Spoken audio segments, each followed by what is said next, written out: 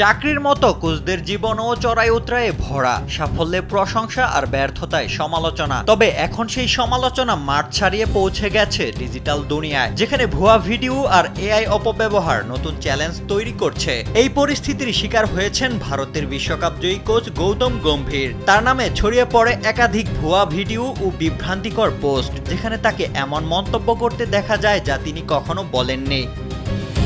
ওয়ালটন ফ্যানের aerodynamic blade ঘরের কোনায় কোনায় ঠান্ডা বাতাস ছড়িয়ে হাওয়া বদলে নেয়। ঘটনার পরিপ্রেক্ষিতে তিনি দিল্লি হাইকোর্টে মানহানির মামলা দায়ের করেছেন। অভিযোগ, তার পরিচয় ব্যবহার করে ভুয়া কন্টেন্ট ছড়ানো ও পণ্য বিক্রি করা হয়েছে। এজন্য তিনি প্রায় 2.5 কোটি রুপি ক্ষতিপূরণ দাবি করেছেন এবং ভবিষ্যতে এমন অপব্যবহার ঠেকাতে নিষেধাজ্ঞাও চেয়েছেন।